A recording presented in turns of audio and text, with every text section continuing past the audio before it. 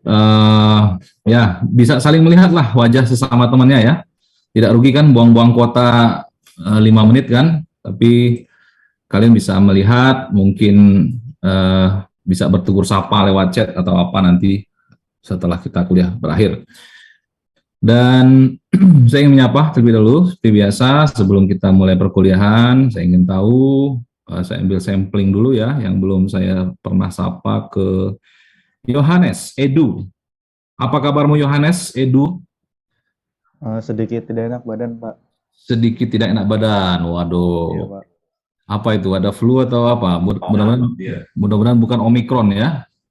Iya, Pak. Cuman sedikit batuk-batuk gitu aja, Pak. Oh ya, kalau hanya batuk nggak apa-apa. Yang agak susah itu kalau patah hati, itu obatnya susah dicari ya. Susah Berat ketemu, itu, Pak. berat kalau itu, betul. Jadi kalau udah Iya, Pak. bermain di mental itu agak susah ya.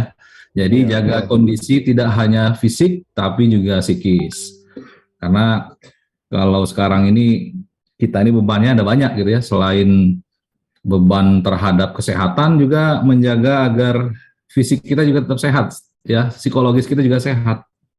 Ada yang healing ya kan, healing kemana, saya nggak tahu tuh healing tuh apa ya, pokoknya jalan-jalan rupanya ya. Anak saya ngajak healing katanya, ya ajak jalan ke mana gitu ya. Oh ya, oke gitu ya. Oke, terima kasih, mudah-mudahan cepat sembuh ya. Tadi siapa tadi mana namanya, saya lupa nih, udah hilang pula gambarnya ya. Tadi siapa yang saya tegur tadi ya? Saya, Pak. Yohanes, Pak. Oh, Yohanes Edu. Oke, Yohanes Edu PR ya. Mudah-mudahan keluarganya juga sehat semua. Terima kasih Yohanes. Saya geser ke yang belum saya sapa, belum pernah, itu Melan pernah, Winnie pernah, Andrio kayaknya, Naomi pernah, Shirley sering, Marcelina, kameramu kenapa belum nyala, Marcelina? Ya Pak, lagi ganti device, makanya joinnya lewat HP. Oh gitu, ya. Oke, tapi sehat ya Marcelina ya? Ya, Alhamdulillah Pak, sehat. Nah, tugas video sudah submit untuk mereview arsitektur jaringan yang ada di organisasi, Marcelina? Sudah Pak, Ambil tapi kasus submitnya saya agak malam. agak malam ya, nggak apa-apa. Memang suka-suka malam gitu, moodnya kadang memang pas kalau ini malam ya. Tentang apa, Marcelina? Ngambil case-nya di mana kemarin yang direview?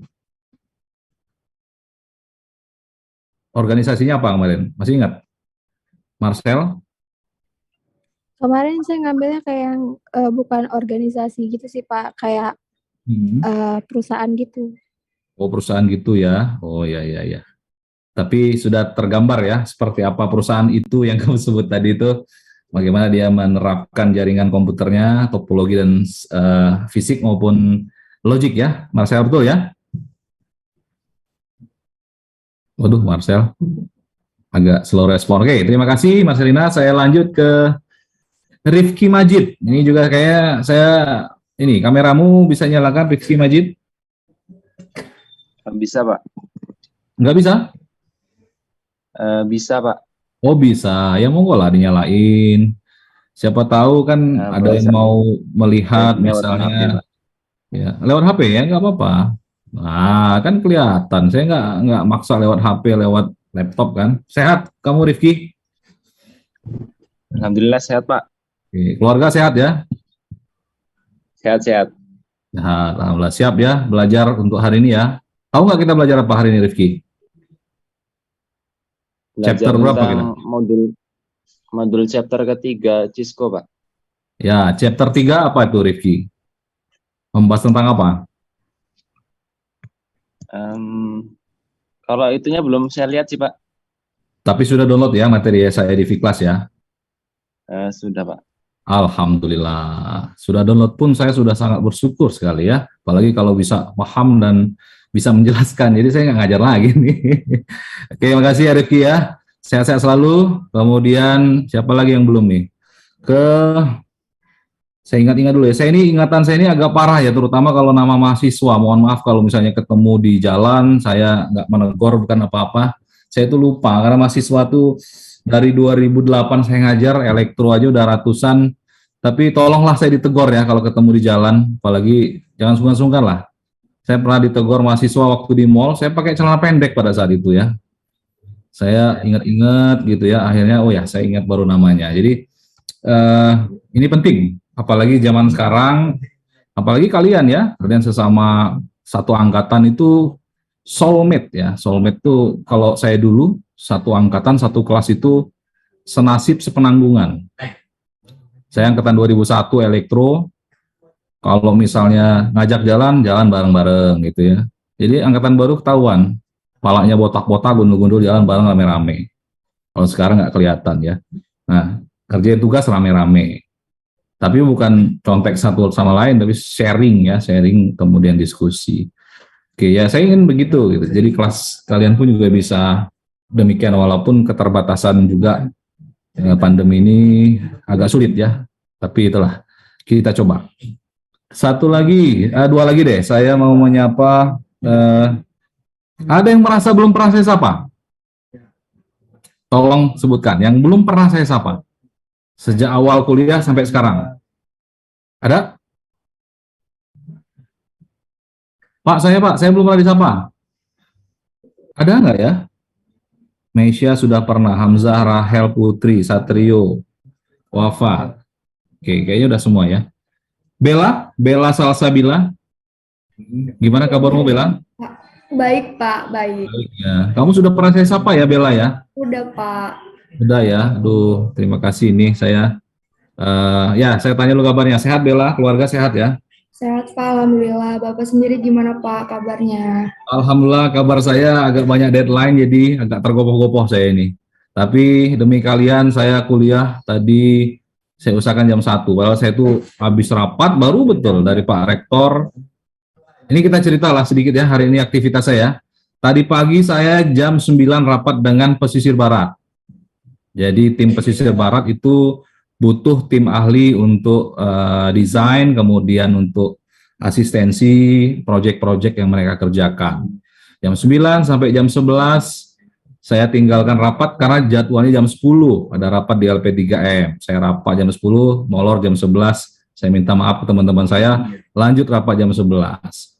Jam 12 sampai setengah 1 Pak Rektor minta hadir, ambil tag video untuk minggu depan. Saya tinggalkan rapat saya ke bawah ketemu Pak Rektor, tag video selesai. Jam 1:05 saya kuliah. Nah itu kira-kira sibukan saya. Mohon doanya supaya saya sehat-sehat ya. Jadi bisa sharing, bisa diskusi, dan bisa banyak berbagi lah. Banyak berbagi, tidak hanya tentang perkuliahan kita. Ya, tapi mungkin saya akan ada cerita tentang apa kalau misalnya. Tapi spesifik sebetulnya target kita adalah kuliah jaringan komputer ya. Kalau misalnya ada diskusi, saya sangat akan respon sekali kalau sudah baca, download materinya, kemudian kita bisa diskusi. Gitu kira-kira Bella Salsabila, kondisi saya terkini. Ya, jadi sebenarnya seminar kelas ini kelas angkatan 2021 ya? 2020 Pak. Oh 20 ya. Oh iya, saya tuh kemarin untuk panitia saya libatkan 2021. Saya lupa kalau ada angkatan 2020 ya. Untuk seminar nasional lain waktu lah ya. Untuk kegiatan-kegiatan lain kita coba kolaborasi antara mahasiswa dan dosen untuk mengelola event seminar. Oke, terakhir kita ambil, bukan terakhir ya, ini kita ambil gambar dulu untuk dokumentasi. Untuk screen yang pertama saya ambil gambar dulu, saya hitung 1, 2, 3. Oke, screen pertama sudah saya ambil. Saya paste dulu di Word ya sebentar. Kemudian kita masuk ke screen yang kedua. 1, 2, 3. Oke. Ya, sudah saya ambil ya. Oke, terima kasih sudah mengambil gambarnya. Boleh kita selesai belum? Lanjut ya. Lanjut lah ya. Oke, kita lanjut. Saya langsung share screen. Mudah-mudahan semua sudah download materinya. Kemudian saya akan full screen-kan dulu. Shred. Oke, terlihat mahasiswa? Terlihat. Lihat, Pak. Udah lihat, Pak. Oke, terima kasih. Kita lanjut ya. Hari ini kita akan bahas tentang modul tentang protocols and model. Kurikulum yang kita gunakan masih sama ya, dari Introduction to Network, keluarannya Cisco. Setelah ini saya akan buka examnya, ujian yang bisa kalian lakukan setelah selesai 3 chapter ya. Karena ada yang bertanya kemarin, Pak, ujiannya belum dibuka. Belum, selesaikan dulu ya. Saya selesaikan materinya baru nanti mungkin sore baru saya buka. Tiada tugas menggunakan Wireshark dan menganalisis bagaimana username dan password itu rentan sekali dilihat. Ya, kalian bisa melihat username dan password yang digunakan di sebuah aplikasi yang protokol ya yang digunakan itu tidak secure. Ya, siap-siap untuk tugas yang kedua. Oke ya, protocols and models. Nah, objektif overview dari pertemuan kita minggu ini adalah yang pertama, kita akan mengetahui rule, aturan yang terjadi pada sebuah protokol dan sebuah model ya. Kemudian ada protokol suite. Dalam dunia jaringan komputer kita mengenal ada banyak protokol suite yang sudah dijadikan standar dan digunakan dari sekian tahun yang lalu sampai dengan detik ini. Kita pun juga masih gunakan. Kemudian ada standar organization, organisasi yang mengeluarkan, mendefinisikan, kemudian merilis protokol yang ada yang kita gunakan saat ini. Ada lembaganya, kita bicara itu ya. Lalu ada reference model, ada TCP/IP dan ada OC. Mungkin ada yang pernah mendengar 7 OC layer, kemudian TCP/IP itu akan kita bahas. Kemudian data encapsulation ya, kapsul kalau sederhananya. Kalian minum obat ada kapsul, kapsul itu ada isinya. Kita bahas bagaimana proses encapsulation yang terjadi pada saat data dikirimkan dari source ya, dari pengirim sampai dengan destination ke tujuan. Kemudian bagaimana data akses, bagaimana data itu berjalan. Kayak ada rasa penasaran kalian, kayak mana sih data itu bisa sampai? Kayak mana gambar saya itu bisa kalian terima di sisi kalian? Gimana caranya suara itu bisa masuk? Kalian bisa dengar. Nah, itu yang kita akan lihat ya. Langsung kita bahas, yang pertama adalah design of communication system. Sama dengan kita sebagai manusia, kita perlu berkomunikasi. Bayangkan ya, kalau kalian sebagai manusia tidak bisa berkomunikasi, namanya bisu gitu ya. Bisu, nggak bisa ngomong, nggak bisa melontarkan apapun ya. Begitu kan jaringan komputer pun juga ada desain komunikasi datanya. Yang berangkat dari mana? Berangkatnya dari rule ya, ada aturan. Aturan yang membatasi kemudian diakui oleh semuanya. Ya, kalau kita bicara misalnya antara saya dengan Arista misalnya Kirana, saya bicara dengan bahasa Indonesia, protokolnya menggunakan bahasa Indonesia tadi ya, Arista tahu, saya tahu. Coba kalau saya ngomong bahasa Rusia, Ura misalnya, ngerti nggak Arista? Nah, mungkin Arista ngerti karena lagi trending. Saya pun nggak ngerti itu artinya apa ya. Ada komunikasi fundamental ya, bagaimana syarat sebuah komunikasi itu ada yang mengirimkan, ada yang sebagai sender, ada yang sebagai source. Dalam jaringan komputer kita sebut namanya source. Nah, kita tentu kalau ada komunikasi tidak hanya satu arah. Kalau saya ngomong sendiri, misalnya di ruangan saya ngomong ngoceh nggak jelas, ya dikira orang gila gitu ya. Nah, tapi karena ada tujuan, kalian sebagai penerima, receiver menerima informasi yang saya sampaikan, maka itu syarat kedua bisa terpenuhi. Tidak hanya 2 syarat, harus ada juga namanya channel atau media. Jadi kalau kita bicara media komunikasi, ada bermacam-macam, ada media wireless dan media wired ya, atau kabel. 3 itulah ya kita akan bicarakan. Ada pengirim, ada penerima, dan ada media yang digunakan dalam mengirimkan data tersebut. Sehingga itulah terjadi proses yang namanya komunikasi data. Ya. Oke, kurang lebihnya seperti ini digambarkan dalam slide yang Anda lihat. Ini ada 2 orang komunikasi, misalnya mbak-mbak ini sebagai source atau pengirim, mengirimkan pesan, kemudian bisa pesannya bisa bermacam-macam ya, bisa misalnya email, bisa misalnya video, bisa macam-macam teks dan seterusnya yang dikirimkan ke tujuan ya, si abang-abang ini ya. Nah, tentu dia harus melewati media transmisi. Kalau kita komunikasi, media transmisi kita adalah udara, merambat melalui udara suara kita. Ya, Kalau misalnya kita di bulan, konon kabarnya suara kita nggak nyampe, nggak merambat. Saya nggak tahu juga, belum bisa membuktikan ya. Nah, kemudian dalam rule-nya adalah bahwa format ya, ada format yang properly, ada kesepakatan, keseragaman yang disepakati formatnya dalam berkomunikasi.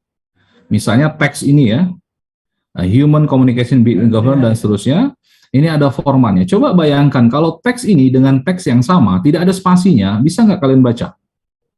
Human communication nggak pakai spasi, jadi nggak ada format khusus.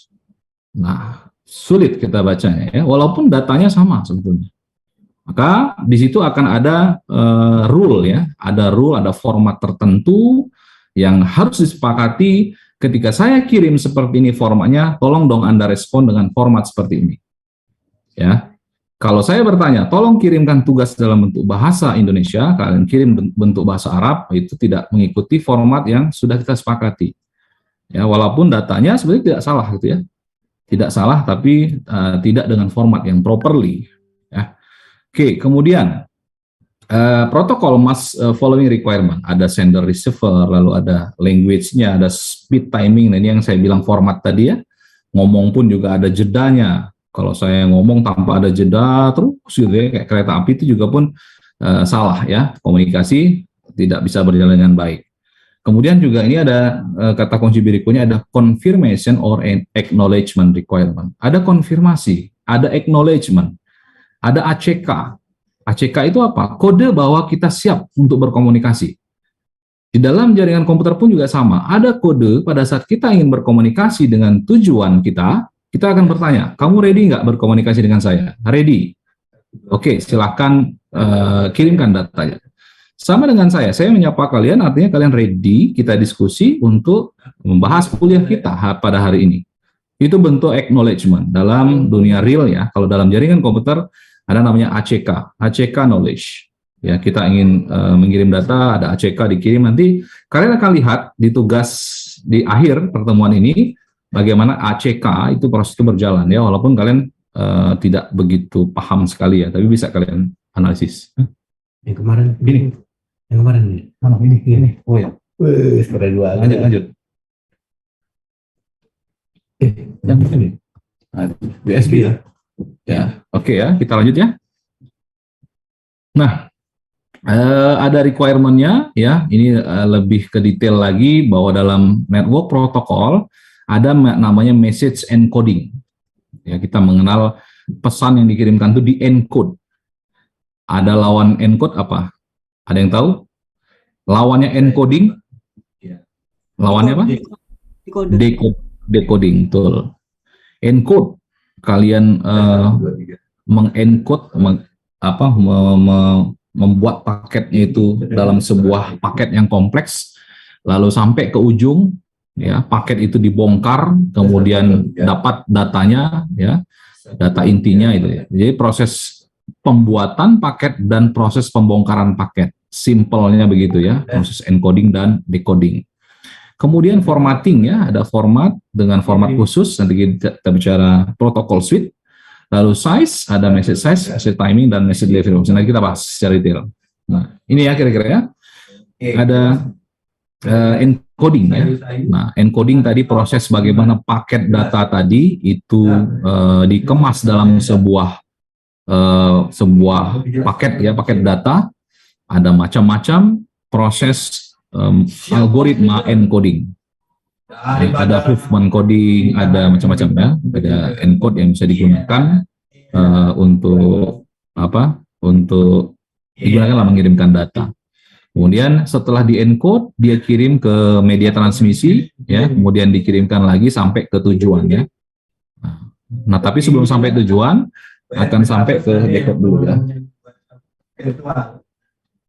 Iya. Sebentar ya. Iya.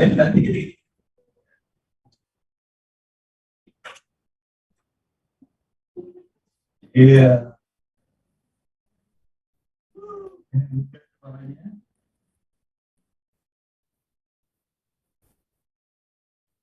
Iya. Suara saya kedengeran nggak? Terus ini metafisika yang dibahas. Suara saya masih kedengeran? Halo? Dengar, Pak. Dengar, Pak. Dengar, Pak. Oke ya, lanjut ya. Nah, Iya. ini yang tadi encode adalah bagaimana proses data dibentuk menjadi sebuah paket ya. Nah, di dalam paket itu isinya ini. Nih ya. Ini isinya. Ya, apa isinya? Kalau kita bicara boxnya ini, wadahnya, amplopnya, kalau kita bicara surat ya, ini adalah proses encode-nya. Isinya ini yang kita bilang encapsulation. Ini isinya. Ini cover, ini isi dalam suratnya. Oke ya. Nah, ini juga dalam paket data pun juga mirip. Kira-kira inilah isi yang dikirimkan ya, datanya itu dikirimkan dari source, tujuan ke destination itu ini. Apa isinya? Yang pertama destination IP address. Tujuannya kemana?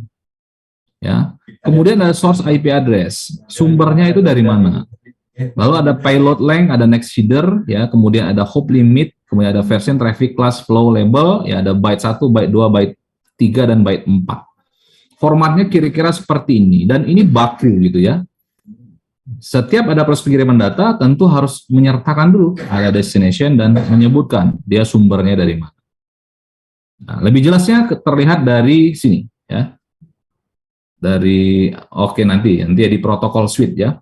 Bagaimana membaca isi data itu dari proses encapsulation sampai dengan ke encode ya.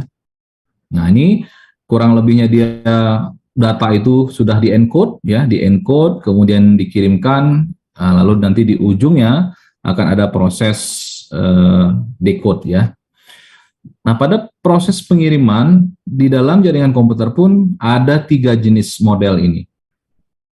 Yang pertama unicast, lalu ada multicast dan ada broadcast. Sekarang saya mau tanya, dari gambar ini kan bisa terlihat ya. Apa bedanya antara multicast dan unicast? Silakan ke siapa nih? Ke Melan. Melan Anggi Puspita. Melan? Nah, ini cuma Iya, Pak. Kameramu bisa muncul. Bisa, Pak. Ya, silakan Melan. Bedanya unicast sama multicast ya, Pak? Ya, bedanya antara unicast dan multicast. Menurutmu dari gambar ini apa? Ini unicast, ini multicast. Kalau menurut Mylan, kalau unicast ini itu dia dari hubungannya itu dari satu ke satu device aja gitu, Pak. Terus kalau multicast itu satu ke lebih dari satu gitu. Tapi nggak semuanya. Tapi nggak semua. Oke, sekarang kita lihat Melan ya. Yang kita lakukan komunikasi antara saya dengan kalian, kira-kira ini masuk jenis yang mana, Melan? Masuk ke yang broadcast sih, Pak. Broadcast. Dari ke semuanya. Kamu tahu dari mana kalau itu masuknya jenis broadcast? Alasannya apa? Karena kan kalau misalnya broadcast kan one to all ya, satu ke semuanya. Jadi dari Bapak itu ke kita semua gitu, Pak. Ya. Gimana kalau ada 10 orang misalnya nggak ngapa-ngapain, tinggal tidur rebahan gitu? Bisa nggak itu disebut sebagai broadcast? Menurutmu? Kita bicara komunikasi ya, bisa ya? Bisa. Mungkin ya? Iya, iya Pak, mungkin. Oke, kita bahas. Terima kasih Melan responnya. Dalam proses komunikasi akan terjadi tadi ya, ada pengirim, kemudian media, dan penerima. Komunikasi efektif berjalan jika terjadi imbal balik ya, ada respon. Jadi saya tanya ke Melan, kemudian ke siapa tadi yang lain ya, ada responnya. Nah, itu kira-kira proses komunikasi. Di jaringan komputer pun juga sama. Kita komunikasi itu tentu ingin diperhatikan dan tentu ingin dijawab, tentu ingin direspon. Ya. Nah, digambarkan di sini kalau untuk yang unicast, responnya itu permintaan hanya ditujukan ke satu tujuan saja. Ya, akan ada imbal baliknya. Ya. Lalu yang multicast tadi yang dijelaskan oleh Melan tadi, memang betul satu source ini itu bisa komunikasi intens hanya ke beberapa saja. Intens ya. Nah, untuk yang broadcast, analoginya adalah Kalau misalnya saya menyampaikan materi, kalian menyimak dengan baik dan nanti ada respon komunikasi, itu baru bisa masuk kategori broadcast ya. Ada responnya, kemudian ada feedbacknya, permintaan dari source itu dijawab oleh semua tujuan. Nah, itu baru masuk ke broadcast. Oke ya. Nah, mudah-mudahan bisa dipahami ya, proses komunikasi ada 3 model ini dalam jaringan komputer. Nah, digambarkan seperti ini ya, dalam node ada node unicase, ada multicase, dan ada broadcast. Sekarang saya mau tanya, kalau misalnya kita gunakan teknologi TV ya, Anda bayangkan ya, ada pemancar TV. Kira-kira memancarkan TV itu dia masuk mode yang mana? Unicast, multicast, atau broadcast? Sebentar, saya panggil deh. Ke Rifki Majid. Rifki, menurutmu TV itu modelnya gimana, Rifki? Izin menjawab, Pak. Kalau menurut Ya, saya, televisi itu termasuk broadcast. Broadcast. Yang paling enak. Kenapa? Bagi pembelajarnya, bagi Karena dia penyebaran datanya itu lewat satu user menuju banyak user. Satu source ya. Nah, kita nggak bicara user ya. Kalau di jaringan ada source dan ada destination-nya banyak ya, Rifki ya. Ya, bisa memancar. Ya, oke, terima kasih Rifki ya. Betul ya. Jadi kalau untuk TV pun makanya ada broadcasting ya. TV broadcasting. Jadi broadcast langsung ke semua. Oke, ya kita lanjut. Mudah-mudahan bisa diingat ya 3 model itu. Kemudian kita bicara agak lebih mendalam lagi mengenai network protokol. Nah, tadi saya sampaikan bahwa network protokol tadi adalah sebuah set standar ya. Set standar yang ada karakteristiknya, ada kesepakatan bersama, ada format yang harus diikuti. Dan bisa diimplementasikan di mana? Bisa dijalankan pada software. Boleh pada hardware, ya. Boleh dua-duanya. Zaman dulu, ya, sebelum kita mengenal Zoom, saya pernah sampaikan, Unila terhubung ke jaringan Indonesian Higher Education Network tahun 2006, kayaknya udah saya tunjukkan lah gambarnya, Polycom, video conference yang kita gunakan itu perangkatnya hardware. Protokol video komunikasinya namanya H323, ada H265, yang itu baru-baru muncul dan hanya tertanam di hardware.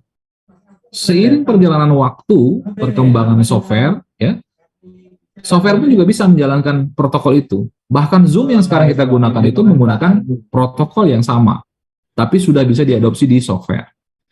Ya, kemudian masing-masing protokol itu punya fungsi, ya, function, dan punya format, dan punya aturan yang harus disepakati. Jika saya gunakan perangkat keras hardware, ya, maka ya hardware-nya harus sama, protokolnya harus sama. Jika saya gunakan software, maka sama. Nggak mungkin saya pakai Skype, kalian gunakan Zoom, ya, tidak akan bisa berkomunikasi. Oke, kita lanjut ya. Nah, tadi ya kita lihat ada beberapa fungsi dalam protokol, ya, fungsinya ada bermacam-macam. Utamanya ada 6 slide ini ya, ada addressing. Ya, ada addressing ini ada identitas pengirim dan penerima. Ya, tentu di dalam setiap protokol akan melibatkan siapa pengirim dan siapa penerima. Kemudian reliability, ya, setiap protokol pun juga ada garansi proses pengiriman data. Ya, harus menjamin bahwa data yang dikirimkan itu harus sampai, atau kalaupun tidak sampai memberikan informasi ada kegagalan misalnya. Reliability-nya ada fungsi untuk itu. Lalu flow control, ya, bagaimana proses flow, aliran. Ya, kalau mengirim bagaimana, kalau menerima bagaimana, lalu sequence, urutan. Kalau dikirimkan dengan data yang banyak, urutannya seperti apa? Apakah first in, first out? Apakah last in, last out? Ya, ada FIFO, ada last in, first in, dan seterusnya. Yang itu pun juga diatur, apakah paralel, apakah sekuensial, ya. Lalu ada error detection dan ada application interface-nya, ada interface aplikasinya yang disediakan. Contoh, ya, contoh. HTTP, Hypertext Transfer Protocol, ini adalah salah satu protokol yang apa? Fungsinya digunakan sebagai web server untuk melayani kebutuhan dari users, meminta web, ya, misalnya si klien meminta webnya dengan konten dan format yang spesifik. ada format HTML5, ada format JavaScript, ada format web berapa gitu ya. Dan ini kalian sudah gunakan ya. Sudah sering ya berinteraksi ya, buka www.google.com, kemudian buka Facebook, buka Yahoo dan seterusnya. Yang kalian gunakan itulah protokol HTTP, namanya Hypertext Transfer Protocol. Ya, kalian belajar sudah kemarin ya, sudah membuat web server kan, sudah ya, menjadi tugas di kuliah kalau nggak salah, kalau bagiannya dengan saya itu bagian tugas bikin web server, bikin WordPress. Nah, itulah yang kalian jalankan. Laptop kalian jalankan web server. Jika ada yang mengakses dari luar laptop kalian, ya kalian menggunakan fungsi-fungsi sebagai sebuah web server. Bertugas di situ dan menggunakan format protokol HTTP. Ada formatnya. Ya, detailnya kalian akan lihat di Wireshark. HTTP itu formatnya gimana? Nanti tugas ya. Kalau ada voice video itu gimana? Nanti kalian analisis. Kalau ada Zoom misalnya, kalau ada teks atau ada email yang dikirimkan tuh gimana? Bahkan username dan password yang kalian transaksikan di dalam sebuah browser web, itu kalau tidak menggunakan secure protokol HTTP, HTTPS, maka itu bisa dilihat. Nanti saya contohkan ya, username dan passwordnya. Maka berhati-hati jika kalian nanti sebagai seorang engineer mengelola aplikasi webkah atau sistem informasi yang tidak dilindungi dengan protokol secure HTTP, maka itu bahaya ya, berisiko tinggi. Oke, kemudian salah satu contoh berikutnya adalah TCP, Transmission Control Protocol. P di ujung ini protokol ya. Ya, jadi TCP ini apa? Dari judulnya kalian bisa menebak ya, Transmission Control Protocol. Protokol yang mengatur bagaimana proses transmisi, pengiriman. Ya. Bagaimana dia menggaransi pengiriman, ya, jaminan kalau misalnya ada terjadi bottleneck misalnya, kalau lihat video pertama ya, Warrior of the Net, terjadi bottleneck, apakah dikirimkan ulang? Apakah dia tidak perlu dikirimkan ulang? Cukup kasih tahu gagal, selesai. Gitu. Nah ini yang mengatur, ya, bagaimana flow-nya. Kemudian IP, Internet Protocol. Ini pasti kalian sudah dengar ya, Internet Protocol ada IP kamu orang berapa waktu main game? Wah, IP gua ini gitu. Apa IP? Nggak ngerti. IP itu dengar-dengar IP 192 bla bla bla. Nah, kalian sebagai seorang calon sarjana informatika harus bisa menjelaskan IP, Internet Protocol. Apa itu gitu ya? Apa? Ada formatnya. IP versi 4, IP versi 6. Ya. Bagaimana format IP kelas A, kelas B, kelas C, kelas D, nanti kita bahas ya. Jangan hanya sebut saja ya, oh IP-nya berapa? 192.168.1.1. Kenapa gunakan IP itu? Nggak tahu. Disebutin kawan pakai itu. Gitu. Nah, itu ada ilmunya gitu. Kenapa? Ada yang tahu IP-nya Unila gunakan IP berapa? Sebut. Ada yang tahu nggak? Yo, ada nggak yang tahu IP address Unila yang digunakan Unila? Yo, ada yang pernah ke Unila? Pernah lah ya, lihat-lihat rusa kan, yang rusa jalan-jalan sepeda. Ada yang tahu nggak IP address-nya Unila yang digunakan oleh Unila? Atau saya tanya deh, IP address kalian ada yang tahu? Berapa IP address yang kalian gunakan saat ini? Yuk, raise hand, silakan. Ayo. Handrio Resen. Oke, Handrio, silakan Handrio. Izin, berapa Pak. IP addressmu? Untuk IP address saya 120.188.3244. Oke, saya berikan kesempatan Handrio untuk share screen. Sekarang, coba tunjukin ke teman-temanmu. Gimana caranya kamu bisa melihat IP address? Silakan share screen. Sekarang, Handrio. Oke, Andrio ya, ini lagi share screen. Apa yang kamu lakukan, Andrio? Ayo, Andrio, jelasin ke teman-temannya. Mic-mu masih di mute. Nah, ini komunikasinya tidak berjalan nih kalau kamu bisu tadi. Jadi kalau di laptop saya ada widgetnya gini Pak, jadi dia ada IP address langsung di sini. Oh, 120. Berapa IP address kamu? 120, 188, 3244. Oke, coba tanya teman-temanmu, ya kalian ya, teman-temannya Handrio, ada yang sama IP address-nya nggak dengan Handrio? Nggak ada ya? Ya, berarti kamu pakai widget ya? Oke, terima kasih ya, di stop Handrio. Ada yang tahu IP address-nya selain tidak menggunakan widget? Oh, Pak. Raise hand, silakan. Siapa? Satrio. Iya, Pak. Silakan share, Satrio. Share screen kamu. Nah, Ya, ini ya, Satrio. Oke, kelihatan. Berapa IP address-mu, Satrio? Siapa tadi? Ya, Satrio ya? Iya, Pak. 192, 168, 561, Pak. Ya, oke ya. Dari apa tuh? Kamu taunya dari IP config ya? Iya, Pak. Oh, kamu tahu dari mana itu IP config itu?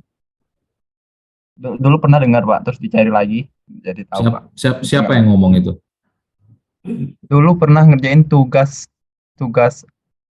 dari Pak ini, Pak, lupa, Siapa? Pak.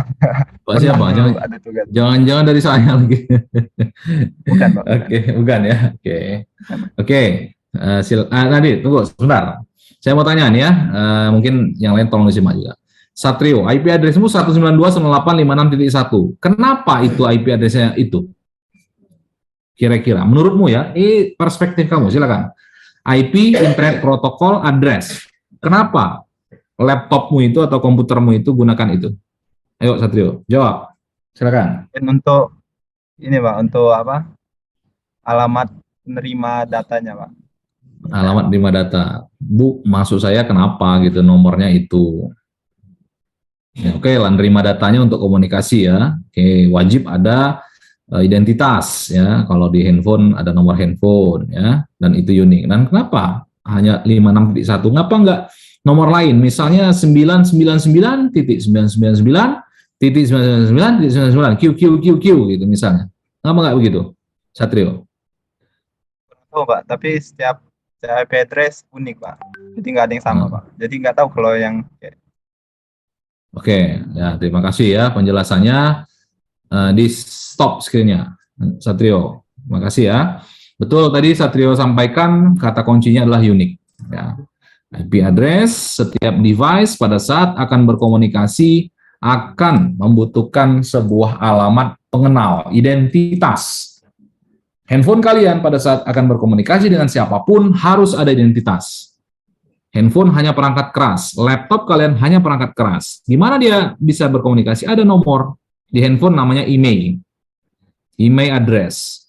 Di laptop sebenarnya ada juga MAC address, nanti kita bahas ya. Ada MAC address. Lalu ada IP address nomor, yang itu unik. Nah, 192.168 tadi adalah format penomoran yang itu harus diikuti oleh semuanya. Kalau kalian kasih IP 999, suka-suka saya lah, 999. Nggak bisa. Kenapa? Karena ada IP versi 4, pengalamatannya adalah 32 bit. 8 segmen bit yang pertama, 8 bit segmen yang kedua, 8 bit oktet yang ketiga. Kalau dia binary digit, ya, kalian sudah tahu lah binary digit ya, anggaplah sudah belajar. 2/8 hanya maksimum 254 nomornya itu. Jadi kalian ketemu 254 itu, kalau ada nomornya itu dikasih IP address-nya adalah 888 atau 999, yakinlah itu nipu gitu ya. Berapa IP address-nya dikasih temannya? 999.99.99. Itu bukan nomor IP address, mungkin nomor rumah atau apa. Karena saya pernah nonton. Ada film di NCIS ya. Ada yang pernah nonton NCIS nggak? Di Fox Movie. Ada nggak yang pernah nonton serial film namanya NCIS di Fox Movie? belum pernah, Pak. Rifki pernah? Rifki? Belum pernah, Pak. Oh, belum pernah. Saya pikir pernah. Jadi saya pernah melihat ya. Jadi filmnya di NCIS ini dia mengungkap sisi lain dari cybercrime. Ya. Banyak case-case episode-episodenya itu, nanti silakan dicari ya. Ada Geeks, ada Gibbs namanya, Gibbs, lalu ada polisi detektif namanya siapa. Jadi mengungkap beberapa motif bagaimana kejadian-kejadian kriminal itu menggunakan teknologi IT, ya.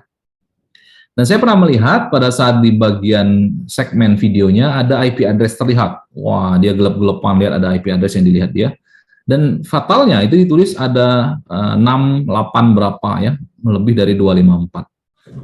Ya, orang IT akan ketawa gitu. Ah, ini nggak beres nih gitu ya.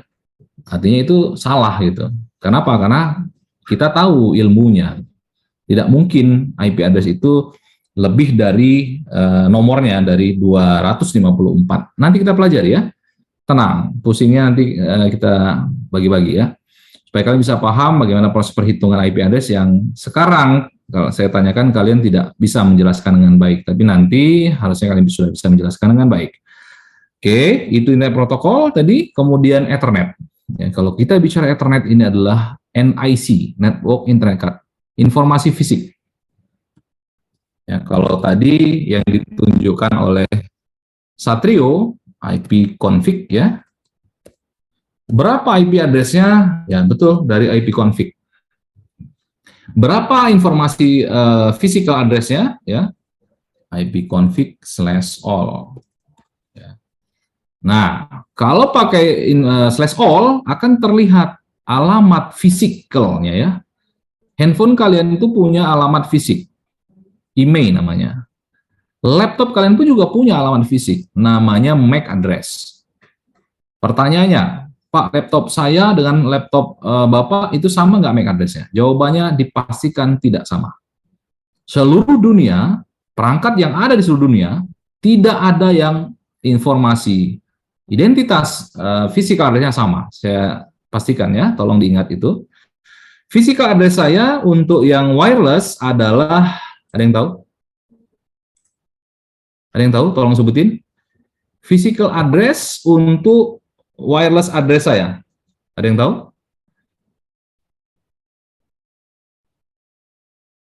Aduh, lah saya langsung tunjukin ya. Tadi siapa yang jawab tadi? Ada yang udah mau jawab ya? Oke, saya potong ya. Inilah physical address wireless saya. 18 CC 18 83 1C 7E. Inilah yang ini tidak akan ada yang sama di dunia ini.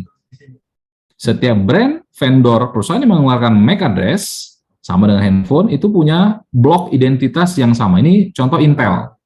Ya, Intel 18CC ini ya ini adalah informasi Intelnya. Bagaimana dengan yang lain? Ada identitasnya. Yang ini tidak akan sama antara sebuah laptop dengan laptop yang walaupun mereknya sama, harganya sama. Satu ngutang, satu kredit. Sama ya, satu ngutang, satu kredit ya. Satu ngutang, satu cash. Ini siapa, Mas? Pak Rangga itu, Pak Rangga. Langsung aja. Oke, saya lanjut ya. Nah, kemudian IP address-nya adalah ini. Ini adalah IP address-nya Unila. Pertanyaannya kok beda ya, Pak, antara yang tadi disebutkan teman-temannya dengan yang tadi? Memang beda. Kenapa? Karena Unila punya kebijakan pengaturan IP address yang ada format sendiri, ada ketentuan sendiri. Siapa yang membuat? Ya tentu si network engineer-nya. Oke ya, kita selesai Ethernet, kemudian kita lihat lagi network protocol suite ya. Di dalam network protocol suite ini adalah yang secara simpelnya ya, ini adalah suite ya. Suite itu apa ya? Kalau kalian beli paket makanan itu ya, makanan itu paketnya ada paket komplit misalnya, jenisnya bisa macam-macam. Suite-nya ya. Disebut dalam jaringan komputer namanya network protocol suite. Nah, ada beberapa jenis ya, paket, bukan paket ya, tadi jenis ya, saya bilang lebih tepatnya jenis. Ada protokol suite, dua di atas ini yang paling populer dan paling banyak digunakan di seluruh dunia. Ada namanya Internet Protocol Suite TCP/IP, lalu ada namanya OSI, Open System Interconnection. Tolong diingat ya. Tolong sekali diingat ini.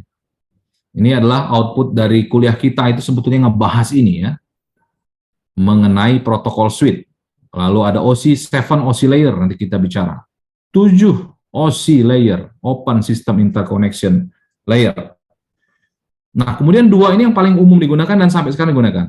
Lah terus yang dua ini apa, Pak? Yang dua ini adalah Apple Talk. Yang pertama ini Apple Talk. Kira-kira ini Apple Talk ini apa nih? Protokol suite yang dikeluarkan siapa kira-kira? Ayo. Ke Hafiz Zahlul Rizal. Hafiz, kamu masih menyimak diskusi kita, Hafiz? Ya. On kan lah kameramu, Hafiz ya. Menurutmu apa nih, Hafiz? Apple Talk ini apa nih?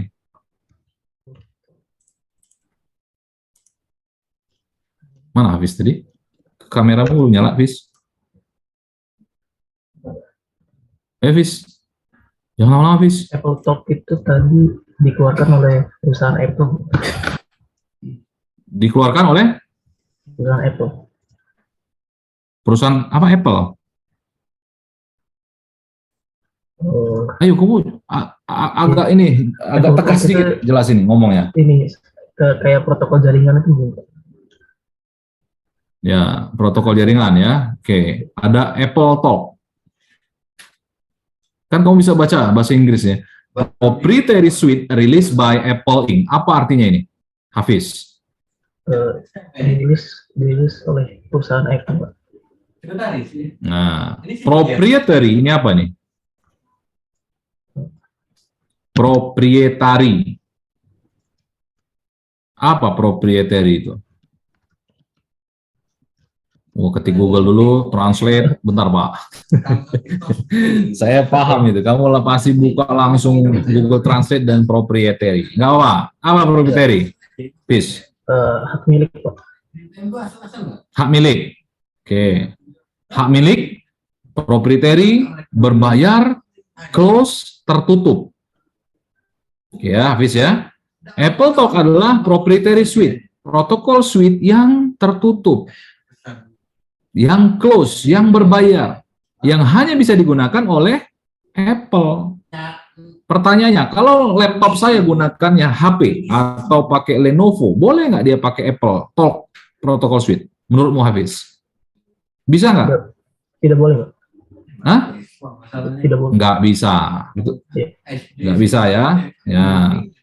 Oke. Nah, yang ini, sifat dua ini, dia open. Sekarang saya tanya lagi ke Hafiz nih ya.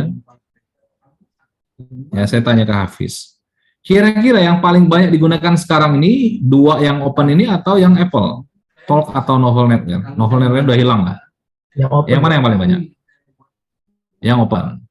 Setuju ya? Ya, yang lain juga setuju. Kenapa? Karena yang ini open. Terbuka TCP/IP-nya. Semua ya, teknologi terbaru boleh menggunakan dan mengacu pada format protokol suite ini. Tapi Apple, dia tidak boleh, tidak bisa. Ada kunci-kunci tertentu. Jika sebuah device yang ingin menggunakan, ya dia harus menggunakan di lingkungannya Apple. Begitu kan novel netware. Ini zaman saya sebelum kuliah dulu novel netware. Tapi ini diceritakan dalam sejarah. Ya, tetap disertakan. Proprietary suite. Dan sejarah mencatat novel ini dulu besar sekali, menggunakan proprietary suite, dikenal sekali.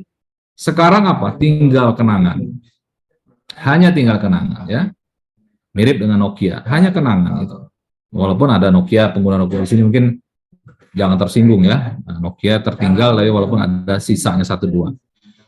Nah, di TCP/IP ini nanti kita akan bicara tentang network access, internet layer, transport layer, dan application layer ya. Silakan dibaca materinya. Network access kita bicara tentang Ethernet, tentang MAC address tadi.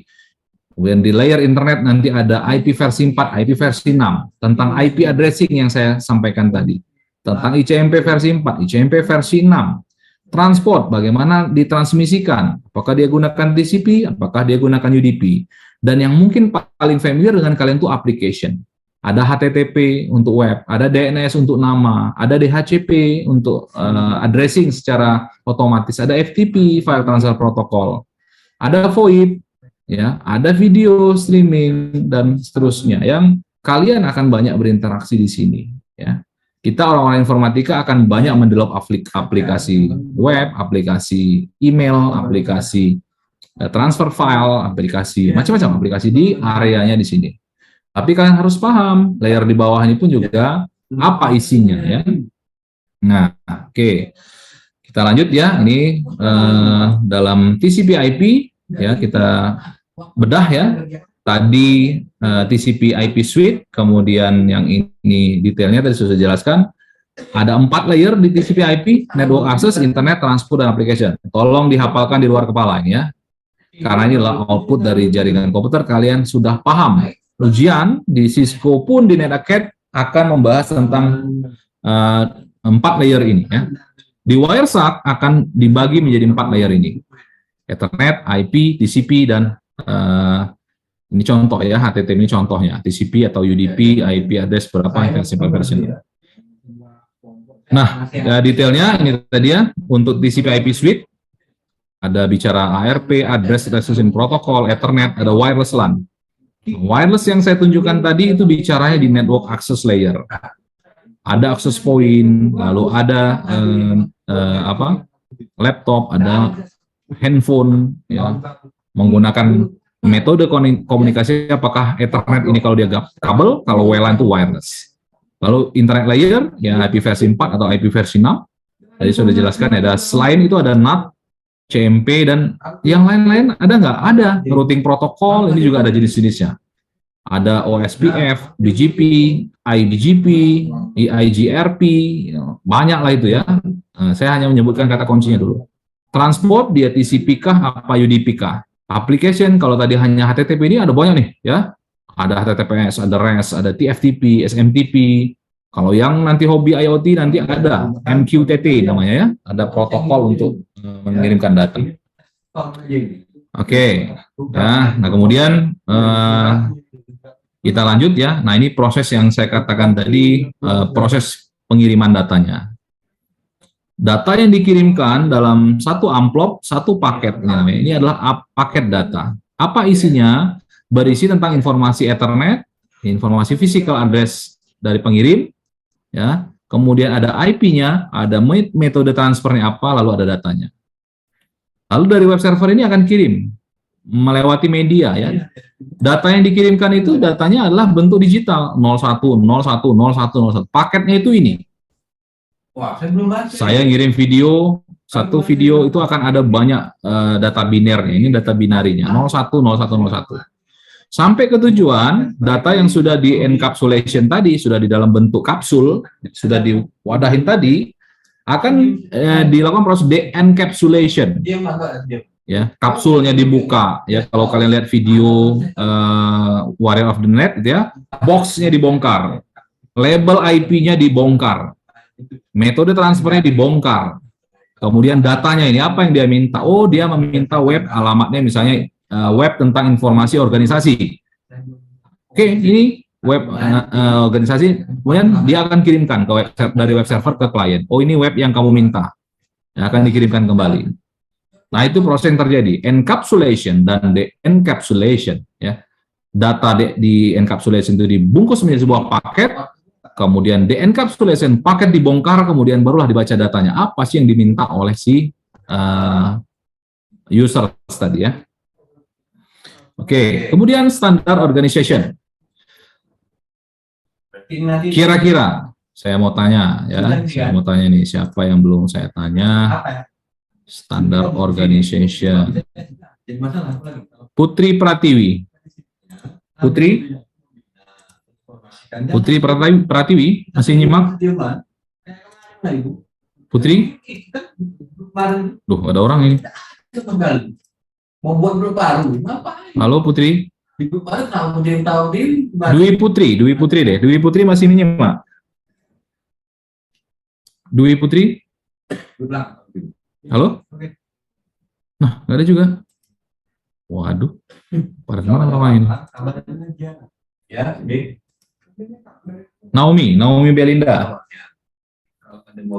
Naomi, kamu masih dengar suara saya, Naomi? Masih, Pak. Ya, kameranya silakan dinyalakan, Naomi. Oke, Naomi, halo. Oke, menurut Naomi, kalau kita bicara standar organisasi ini akan membahas tentang apa? Naomi? Langsung direspon aja, Naomi, nggak perlu googling ya. Silakan menyampaikan pendapat. Standard Organization. Kira-kira apa yang akan dibahas di sini? Gimana itu? Bisa lebih dekat kalau dia Ayo Nomi, sembari aja. menurutmu gimana? Nah, saya tunjukin tuh slide-nya. Apa kira-kira Nomi? Pas saya uji seminarnya. Tuh, jangan lama-lama Nomi.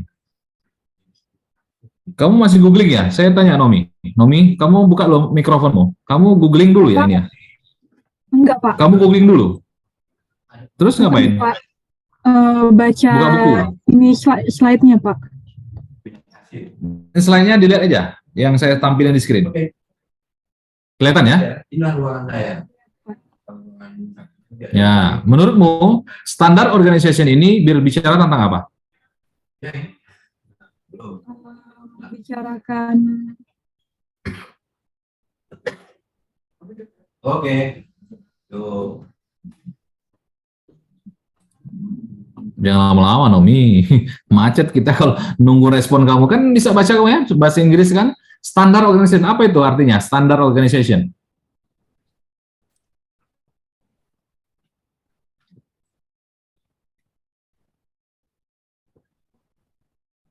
Oke, saya skip ya. Nomi, saya geser ke yang lain dulu. Ke Yohanes. Yohanes, tadi kamu lagi nggak enak badan ya, Yohanes. Coba. Yohanes, mau masih menyimak? Masih, Pak. Nah itu gitu dong. Jadi kalau apa ya, saya mohon sekali nih, kalian dari awal tuh belajar merespon dengan cepat ya. Kayak tadi saya ditelepon Pak Rektor, ditunggu sekarang, saya turun sekarang, selesai urusan gitu ya. Saya tanya kalian tuh juga mestinya begitu. Walaupun terlepas salah benar kan saya tidak menjudge kalian salah gitu ya. Kan menjadi bahan diskusi kita gitu ya. Oke, saya tanyakan ke Yohanes. Open Standard Organization ini membahas tentang apa? Standard Organization. Mungkin membahas tentang organisasi yang mengurus di jaringan ini, Pak. Misalkan ada kebijakan apa, organisasi ini yang menentukan. Seperti itu, Pak. Nah, oke. Tepat sekali, Yohanes. Organisasi menentukan, kemudian mengatur, ya, dia mengeluarkan, ada yang mengaturnya. Tidak sembarangan dunia ini ya. Dunia ini bisa berjalan karena ada aturan yang dibuat dan disepakati bersama. Ya, Yohanes ya.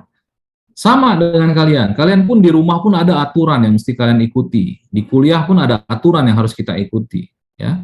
Supaya apa? Supaya dunia ini aman, tentram, sejahtera, berjalan dengan baik. Masuk surga, amin. Alhamdulillah ya, mudah-mudahan. Dan di dunia jaringan komputer pun juga sama. Yang kita bicara tentang protokol suite tadi, itu ada yang mengeluarkan. Bukan personal, ada lembaganya. Siapa itu? Ada macam-macam ya. Pertama kita mengenal namanya IEEE. Orang-orang IT, orang-orang informatika, orang-orang elektro mencari referensi primer, itu IEEE biasanya.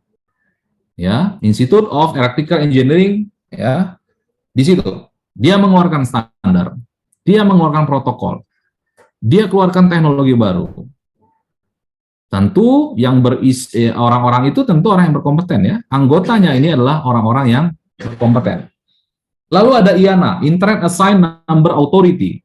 Inilah lembaga yang mengeluarkan standar untuk penamaan domain yang kalian kenal, www.unila.ac.id.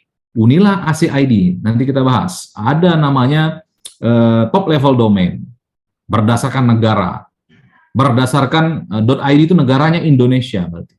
Kalau ketemunya .us berarti itu negaranya di Amerika. .eu misalnya di Europe. Bolehkah domain US Amerika, Unila misalnya? Saya mau gunakan Unila, biar keren, namanya unila.us. Saya tanya Yohanes, bisa nggak itu Yohanes? Berbeda regulasi. Yohanes, saya tanya boleh atau tidak? Jawabannya tidak. Yes or no hanya. Tidak. Tidak. Betul. Betul ya. Tidak boleh, tidak bisa. Walaupun secara teknologi itu boleh, bisa. Laptop kalian kasih nama gantang.us boleh, hanya dikenali di lokal saja. Ya. Kenapa tidak boleh? Kenapa tidak bisa? Ada yang mengatur. Di dalam area Asia Pasifik namanya ada APNIC, area Pasifik NIC ya, ada Network Interface NIC saya lupa. Jadi masing-masing region benua itu ada pengelolanya, turunan dari IANA ini. Ya, di Eropa ada yang mengelola. Di Asia Pasifik namanya APNIC, silakan dicari. Semua permintaan nama domain itu diatur oleh IANA. Representasi Asia Pasifik namanya APNIC. Yohanes misalnya bikin perusahaan minyak, minyaknya nanti kelasnya internasional, membuat nama misalnya Yohanes.id. Ke siapa Yohanes mengurusnya? Bukan ke Amerika, ke US, tapi ke Asia Pasifik. Bang, tolong dong buatin alamat yohanes.id. Oke, ini isi formnya, bayar sekian, gua buatin, kata dia. Udah selesai, dikenali oleh semua dunia, dan jadi. Standar itulah yang dibuat oleh IANA. Lalu ada ICANN, Intercorporate Assigned Name Number, juga sama dengan IANA, dia berhubungan dengan nama dan Assigned Authority Number. Ada Block IP namanya ya. Block IP public itu diatur, tidak sembarangan. IP public sudah habis IP versi 4, hanya berpindah-pindah tempat saja. Misalnya Yohanes tadi, yohanes.id, saya mau minta IP address public baru. Oh, nggak bisa. Harus diatur dulu, paling geser-geseran. Kalau ada, baru dibolehkan. Kalau tidak, ya sudah, tidak bisa. Lalu IETF, Internet Engineering Task Force. Nah, inilah jantungnya, IETF ini. Ini gengnya ini ya. Internet Engineering Task Force. Orang-orang pintar, orang-orang canggih, orang-orang IT, kalau sudah bosan dia bekerja secara masuk ke sini biasanya. Fellow biasanya ya, sudah senior sekali di sini. IETF, Internet Engineering Task Force. ITU, ini dia mencatat standar tentang apa? Tentang media komunikasi, fiber optik misalnya, teknologi apapun. Ini mengeluarkan standarnya. Dan ini tidak sembarangan ya. Dan biasanya standar organisasi ini vendor netral dan non-profit organization. Ini kata kuncinya nih. Netral vendor, konsorsium, boleh dari ya, industri, boleh dari akademisi, boleh dari praktisi, ya ngumpul di situ semua. Kata kuncinya di sini. Netral non-profit organization. Oke, tadi saya sudah jelaskan ini ya. Nah, ini ada ISOC, ada IETF. Nah, silakan nanti dibaca di file V-Class-nya ya. Nah, IANA ini yang saya katakan tadi, ada yang ngatur nama IP, kemudian lain-lain, diatur oleh si IANA. IEEE, kemudian ini TIA, ini mengatur tentang media komunikasinya, tentang cellular tower, ada radio equipment, dan lain-lain ya. Yang ini pun juga mereka keluarkan dokumennya. Contoh ya, contoh IETF, webnya itu bisa kalian akses di IETF ya. IETF. Kelihatan nggak nih gambarnya? Prosesnya kelihatan nggak? Mahasiswa? Terlihat. Nah, ini saya contohkan. Kalian bisa temukan ietf.org ini di alamat ini. Yang saya katakan tadi, ini adalah sebuah organisasi internasional yang dia mengeluarkan berbagai macam standar, protokol di situ, internet standar. Yang dokumennya bisa kalian baca di namanya RFC. RFC ini namanya Request for Comment. Dikumpulkan dari awal sejak berdiri sampai dengan sekarang, detik ini. Tahun 69 ya, lihat ya, saya tandain. Dokumen RFC atau Request for Comment pertama ditulis tahun 69, saya belum lahir. Ya, saya belum lahir. Sudah ada standar yang dikeluarkan oleh IETF. Ini saya bilang mbahnya tadi. Ini mbahnya dari mbah itu adalah IETF ini. Nah, kita lihat ya beberapa contoh ya, misalnya IETF nomor aduh, batuk saya. Bentar ya, saya minum dulu ya.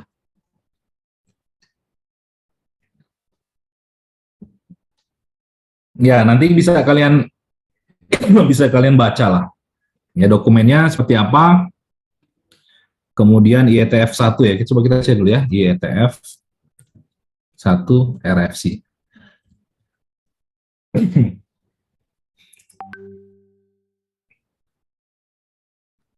Langsung, boleh.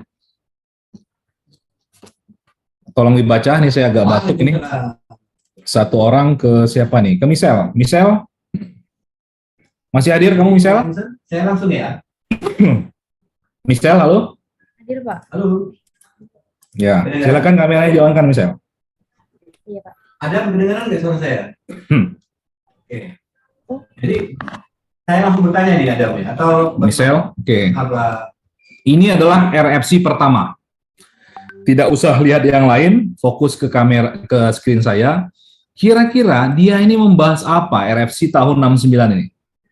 Silakan, Michelle. Gimana Pak? Oke, kalau gitu.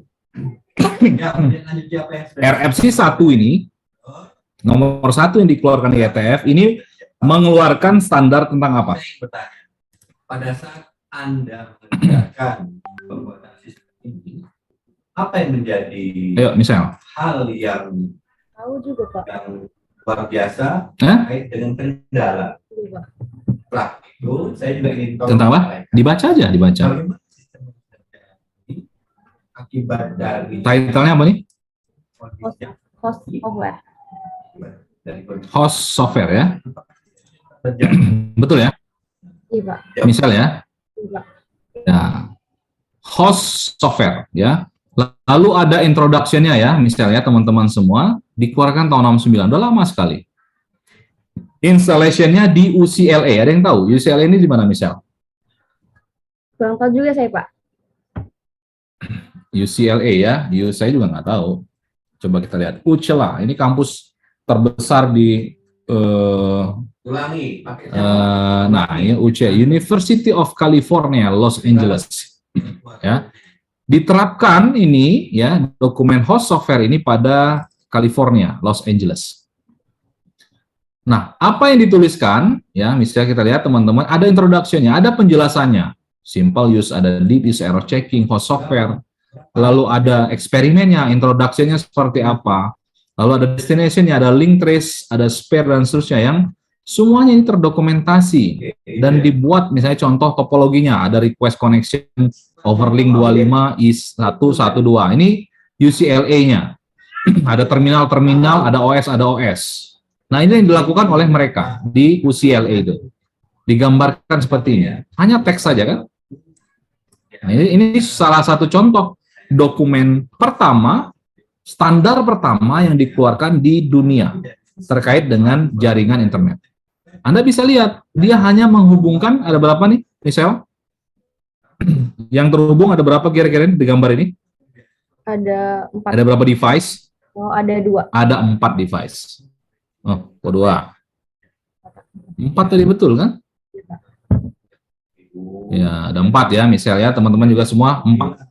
Bayangkan, tahun 69, 4 komputer yang terhubung itu sebuah prestasi yang luar biasa.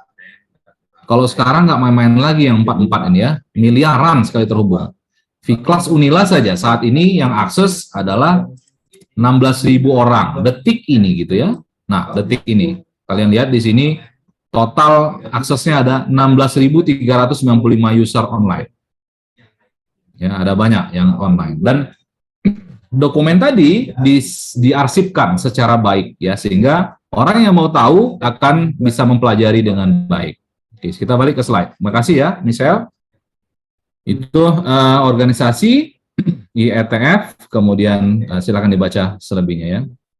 Nah, ini yang paling penting juga, kalian bisa mengingat, menghafal perbedaannya. Perbedaan antara 7OC layer dan TCP/IP protocol suite. Tolong diingat ini ya, tolong diingat. OC model dan TCP/IP model. Di OC model, ya kita mengenal ada 7OC layer namanya. Layer 1 dibaca dari bawah, physical layer, layer 2 data link layer, layer 3 network layer, layer 4 transport layer, layer 5 session layer, layer 6 presentation layer, dan layer yang ketujuh adalah application layer. Coba ulangi. Layer 3 itu apa? Yuda Nugraha. Di OC layer. Yuda? Oke, ada? Yuda? Are you still with us, Yuda? Aduh, nggak nyambung ya. Oke. Ke Shirley. Shirley tadi udah ya. Shirley Martina udah. Oke. Adinda Tasya. Layer 3 dalam 7OC layer itu apa? Adinda. Network, Pak. Network layer. Oke. Kameramu silakan nyalakan. Adinda. Oh, Tasya Adinda ya. Adinda Tasya. Layer 7, Adinda. Ayo, jawab dengan cepat, Adinda. Presentation. Layer 7. Layer 7. Presentation, Pak. Ah, yakin kamu. Layer 7. Application, Pak. Application. Nah, itu dia. Jangan ngantuk-ngantuk dulu ya. Tolong diingat betul ini ya. Karena kalau orang IT yang ditanya, kalau jaringan komputer itu 7 oscillator di luar kepala. Layer 1, physical layer, Pak. Gitu. Layer 7, application layer, Pak. Layer 4 apa aja? Transport, Pak. Nah, itu kan. Jadi dibacanya dari bawah kanan. Oke, terima kasih Adinda. 7 oscillator harus di luar kepala. Layer 1 physical, layer 2 data link, layer 3 network, layer 4 transport, session, presentation, dan application layer inilah yang kita sering berinteraksi. Ya. Nah, perbedaannya adalah di sini. Ya, di sini. OSI model suite tadi ada 7 OSI layer, tapi kalau TCP/IP dia hanya 4 layernya. Network access ini gabungan dari layer 1 dan 2. Layer internet itu sama dengan layer network, layer transport itu sama, layer application-nya gabungan 3 layer 5, 6, dan 7. Itu bedanya. Di WireSat kalian akan melihat nanti adalah TCP/IP model, bukan OSI model ya. Oke. Sekarang saya tanya, apa bedanya? Jadi tadi yang saya jelaskan, application layer di TCP/IP itu adalah Walovi Lestari. Walovi? Iya, Pak. Masih nyimak Walovi? Oh, kameramu silakan di-on-kan. Nah, oke. Itu karena kita Walovi? seminari hasil, Iya, Pak. saya mau tanya yang pertanyaan Ya. Halo, Pak. Di dalam TCP/IP model, ya, Walovi, saya tanya ya. Oke. Di dalam TCP/IP model, network access ini merepresentasikan di OSI itu layer apa aja? Network access. Dari gambar ini. Dia network access. Dia mencakup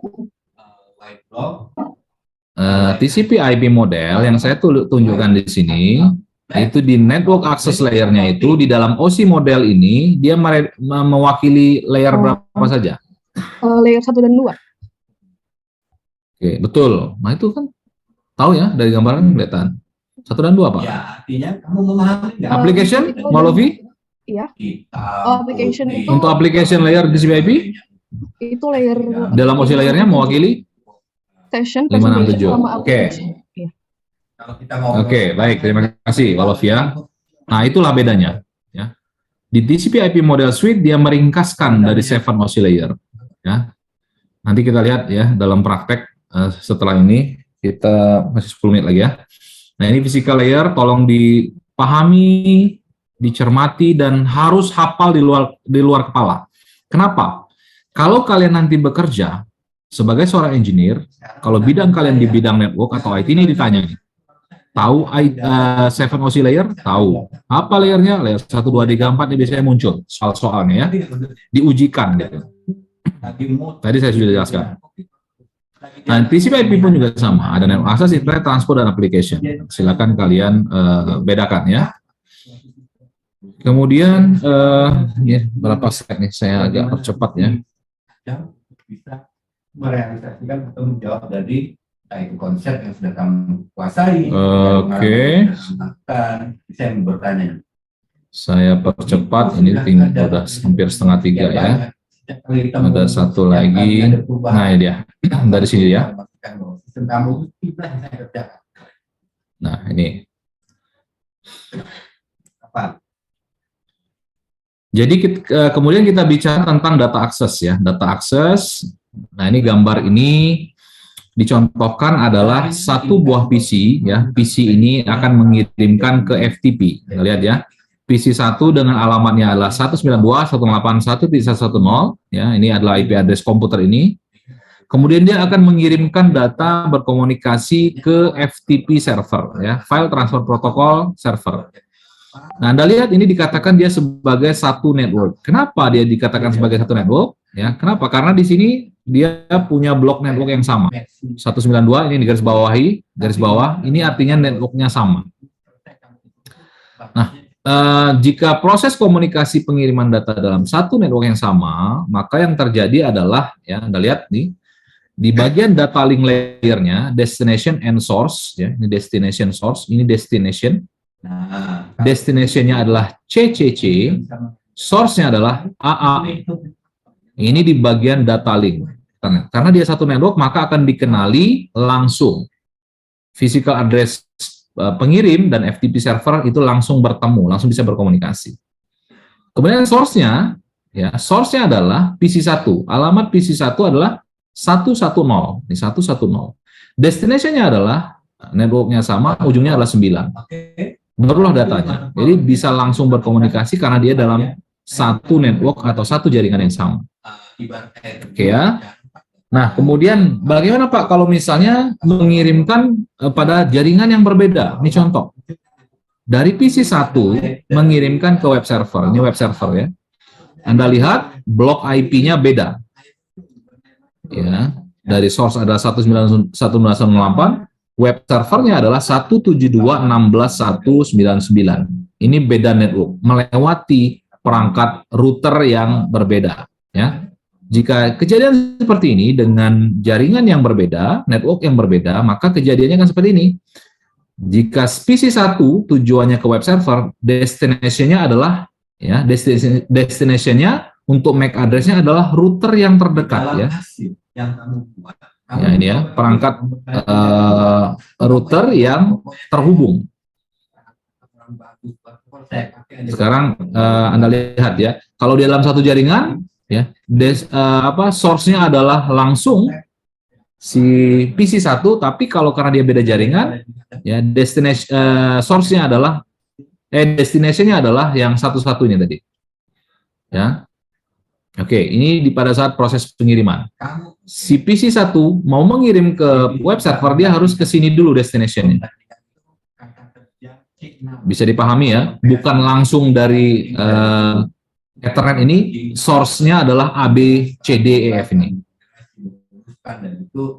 Bisa dipahami ya, bukan langsung dari A ke sini, tapi tujuannya ke physical address dulu di si perangkat gateway-nya atau routernya. Nah, kemudian pada saat di tujuan, ya, source-nya adalah IP address, kemudian tujuannya adalah langsung 99. Anda lihat, source-nya adalah 192.168.1.1, tapi bukan ya, source-nya adalah bukan 1.1 ini ya, tapi adalah source IP address yang digunakan adalah langsung dari pengguna. Tujuannya adalah langsung IP-nya web server, bukan tujuan IP-nya adalah IP-nya router. Oke, bisa dipahami? Coba saya tanya satu orang untuk menangkap apa yang saya jelaskan kalau misalnya networknya berbeda. Satrio deh, Satrio. Satrio? Ya Pak, hadir Pak. Ya. Jika misalnya yang dikirimkan adalah dari web server mengirim ke PC1, source-nya, MAC address-nya berapa? Saya tanya nih, Satrio ya. Kalau yang saya jelaskan tadi adalah dari PC1 mengirimkan ke web server, sekarang bagaimana kalau source-nya adalah web server, tujuannya PC1? Destination MAC address-nya berapa? 111 Pak. Kok 111? Destination dari web server ini ke PC1. Yuk, salah. Kalau 111 bukan destination-nya. Yang terhubung dengan jaringan dia, gateway terdekat atau router terdekat. MAC address-nya berapa? Itu yang disebut dengan user expired. Kalau 111 ini kan dari sini ke sini ya, dari kiri ke kanan ya, Satrio ya. Ya Pak. Kalau dari web server ke PC1, destination-nya berapa? Itu jadi MAC address-nya. Ini sebenarnya kamu sudah harus tahu. Ethernet frame-nya. Dikatakan kamu yang mana? bagus, tapi Satrio. Inilah dari user interface. Yang 222 itu bukan Pak? Sudah itu kamu tahu. Ya, betul. 222.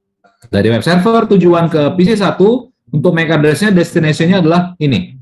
222. Source-nya adalah source-nya kamu buat ini, hasil yang diberikan ini yang ayo, Satrio, source-nya untuk yang dari kanan ke kiri Source address-nya adalah A, B, C, yang mana? D, E, F. Oke, betul ya. Itu akan keluar di soal ya. Kalian harus pahami. Jadi source-nya adalah A, B, C, D, E, F. Karena dia tujuannya ke sini PC1, maka destination-nya adalah 222. Satu lagi. Source-nya untuk IP address dari kanan ke kiri berapa, Satrio? Oke. Jawabanmu itu Source ya. Yang satu source-nya itu, Pak. Share knowledge yang kamu satu juga sebutin lengkap. Ya, 172, Sebutin. 16, 199. Oke, betul. Source, destination-nya kalau mau tujuannya ke PC1, IP-nya 192, 168, 1110, Pak. Proses pembelajaran. Oke ya, clear ya, sudah paham berarti ya. Saya anggap yang lain juga paham. Nah, itu yang terjadi untuk proses pengiriman data. Nanti ujiannya akan muncul itu. Nah, ini tidak perlu saya jelaskan lagi, sama tinggal dibolak-balik aja kasusnya ya. Nah, kemudian oke, destination-nya sudah. Tadi karena saya sudah tanyakan dan bisa paham, kalian bisa membaca nanti. Oke, terakhir kita gunakan Wireshark ya. Wireshark inilah salah satu software yang sudah install semua. Wireshark kita Sudah, sebelum Pak. saya tutup nih 5 menit. Ketik di chat dulu ya.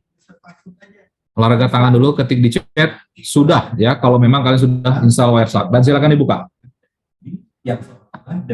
Oke, Ivan sudah, Serdi sudah, Septario sudah, silakan dibuka ya. Silakan dibuka.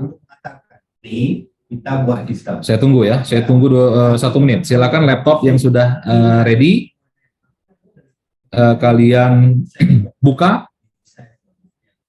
Kita akan ada workshop sebelum kalian mengerjakan tugas. Ya, saya buka. Silakan ya. Suruh si Badrun aja bisa ngerjain. Mana Tapi tadi? dari sisi kita akan. Oke, tolong di konfirmasi lagi. Yang sudah membuka Wireshark-nya silakan diklik tombol apa nih ya? Diklik tombol jempol ya, silakan diklik tombol jempol. Saya mau buka dulu. Oke, baru ada 20%. Yang lain silakan dibuka. Ada irisan-irisan. Oke, sudah hampir separuh ya. Oke, sudah hampir separuh. Kita akan lihat bagaimana membaca 7OC layer tadi dan protokol TCP/IP tadi menggunakan Wireshark. Ya, saya sudah membuka Wireshark saya. Ya, singkat saja ya. Nah, kira-kira begini. Ya, kita bisa mengcapture, membaca seluruh data yang lewat, masuk dan keluar dari laptop kita, dari laptop kalian, ya, secara detail. Dan Anda bisa mengamati yang terjadi proses enkapsulasinya, IP address-nya berapa, destination-nya berapa. Ini tolong dipahami betul ya, ini karena dari tugas, source-nya berapa, lalu MAC address-nya berapa di tujuan. Ya, kemudian kalau dia beda network itu seperti yang disebutkan Satrio tadi, Anda bisa pilih ya. Saya buka, sekarang saya gunakan WiFi, maka saya pilih interface saya adalah WiFi. Dan Anda lihat, inilah yang kita bicarakan tadi. Oke, yang kita bicarakan tadi ini. Bicara paket data tadi itu adalah ini. Ada UDP ini adalah data video yang saya kirimkan kalian. UDP semuanya. Ya. Kemudian dalam sekian detik Anda lihat ini ada puluhan ribu paket yang dikirimkan dari saya ke luar. 13.000 nih sudah. Saya stop dulu ya. Saya stop. Ya. Hanya beberapa detik sudah ada 15.283 paket. Frame ya. Ini disebutnya frame. Ya, frame 1.500. Frame yang pertama yang paling atas ini frame 1. Frame 1 ya. Ya. Frame 1 sampai dengan frame 15.000. Apa yang dikirimkan? Ini frame-nya. Ini Ethernet-nya. Informasi Ethernet address. Ini informasi IP-nya saya. Ini protokolnya, saya gunakan UDP karena video. Ini datanya, data video yang saya kirimkan tuh ini ke kalian. Oke ya. Kemudian ya, kemudian kita bisa melihat. Yang saya minta tugasnya nanti kalian melihat ping ya. Ping itu menggunakan protokol suite apa? Google.com. Dia menggunakan protokol apa ya? Ini saya ping google.com ya. Saya jalankan lagi, tadi saya stop. Saya jalankan nih. Saya ping. Oke, tuh muncul ada ICMP 1. Oh, ada lagi ICMP 2 gitu ya. Mana tadi pingnya tadi? Nah, ya. Nah, ya. Oke, kemudian saya stop. Semakin saya tanya, kamu pasti semakin jawab dan semakin salah jawabannya. Nggak apa-apa. Oke, saya filter misalnya. Inilah yang terjadi dalam ICMP. Pada saya ping ke Google tadi, ini yang terjadi. Ya, ini yang terjadi. Ya, ini pingnya ya. Dari saya, kemudian ke tujuannya, Anda lihat ya. 142, 251, 10, 100, ini adalah alamatnya si Google. Berarti dia gunakan protokolnya ICMP. ICMP ada parameternya, ya, ada minimum nilai, ada maksimum nilai, ada average nilai. Di sini kita bisa tahu kualitas jaringan dari laptop saya ke Google. Minimum 19 milisecond, maksimum 32, dan average sampai 22 milisecond. Detailnya ada di sini. Ya, ada di sini. Tujuannya adalah, karena saya beda network, MAC address-nya adalah router terdekat dari jaringan saya. Oh, namanya Aruba. Rupanya saya terhubung ke WiFi yang namanya Aruba. Destination-nya adalah MAC address di jaringan saya, bukan MAC address di Google. Ini ya, mengulang tadi pertanyaan saya ke Satrio tadi. Dan begitu juga dengan Google. Ya, Bro. Ya, Bro. Belum, Bro. Siap, ya, Bro. Kalau Zoom-nya udah saya kasih, Bro. Ya. Begitu juga sebaliknya, ketika ada respon dari Google, Google memberikan responnya. Nah, di sini yang menjawab adalah Intel ya, yang destination-nya adalah MAC address saya, Intel saya. Aruba router yang terhubung dengan saya. Padahal tujuannya adalah ke Google ya. 142.251.10.100. Oke, itu penjelasan pertama. Nanti tugas ya saya jelaskan. Kemudian yang kedua, saya start lagi ya. Ini yang agak berbahayanya adalah ketika kita menjalankan sebuah aplikasi tapi tidak secure dan kita bisa membaca passwordnya. Ya, silakan yang lain sama-sama dicoba ya. Ada yang masih online ininya, usernya, Wireshark-nya? Ada ya, mahasiswa? Ada, Pak. Masih, Pak. Masih, Pak. Yeah. Oke, silakan sambil dicoba. Nanti saya sampaikan tugasnya. Ini contoh yang kedua. Saya membuka sebuah aplikasi namanya repository lppm.nacd dengan usernya, ini saya sudah informatika, usernya informatika. Ini saya stop dulu ya, sebentar. Saya stop dulu, kemudian ya. Kita bagi dulu ya, supaya kalian bisa lihat posisi real time-nya ya. Seperti ini, saya turunin ini ke sini ya, kiri dan kanan. Oke. Nah, aplikasi yang dibangun ini adalah repository.lppm.unila.ac.id, di mana protokolnya dia tidak atau belum menggunakan secure HTTPS. Usernya ini, passwordnya ini. Silakan dicoba ya, informatika, passwordnya informatika. Dan kita akan rekam. Apakah password ini secure pada saat kita jalankan? Ya, kalau asumsi kita, tadi saya jelaskan, ini tidak secure. Ini bisa disadap oleh orang, kemudian dengan software ini bisa membaca password dan username dan passwordnya. Kita jalankan ya. Kita coba rekam lagi di Wireshark, kemudian kita akses aplikasinya, kemudian masuk login. Masukkan usernya adalah informatika, passwordnya adalah informatika. Informatika. Saya klik login dan berhasil. Kalian silakan coba ya, seharusnya bisa. Kemudian saya stop ya, dengan Wireshark ini kita stop, kemudian kita IP-nya berapa ini, informatik repository ini berapa ya, HTTP aja ya, kita filter HTTP. Ya. Nah, ada transaksi di sini dari laptop saya menuju ke alamat ini, repository.app.cd. Wireshark menggunakan TCP/IP Protocol Suite. Ada frame-nya, ada layer 1 tentang Ethernet address, lalu IP address berapa, metodenya. Kalau tadi video tadi UDP, kalau kalian perhatikan, kalau web HTTP itu dia menggunakan protokol TCP. Nanti kita bahas perbedaannya apa. Dan terakhir datanya, Hypertext Transfer Protocol, datanya apa. Dan celakanya, kalau kita tidak menggunakan protokol secure, kita bisa tahu password yang dikirimkan, username yang dikirimkan. Caranya dari mana? Kita lihat ya, ini ada frame 1700 sampai dengan frame ke 9800. Transaksi yang kita filter, yang saya filter inilah yang menunjukkan tujuannya adalah ke aplikasi ini, repository ini. Dari 1700 sampai dengan yang terakhir adalah 9808. Nah, untuk mencari passwordnya kita tinggal cari-cari nih satu-satu nih. Oh, ini misalnya saya zoom di sini ya. Ini kita sudah stop. Saya geser dulu, oke ya. Di frame 1700 tidak ada ya, sebenarnya tidak ada. Atau kita coba cari, misalnya ini tidak ada ya.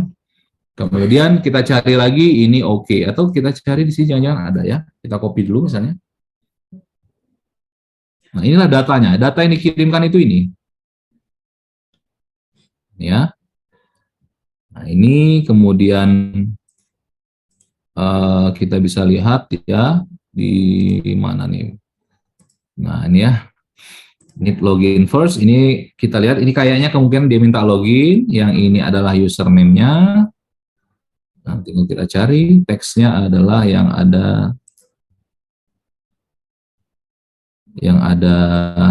teksnya ya. Misalnya ini kita copy as text misalnya ya. Mana nih? As printable text.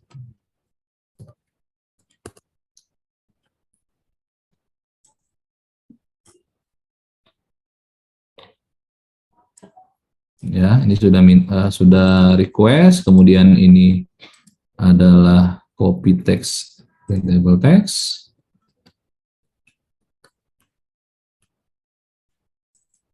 Validator.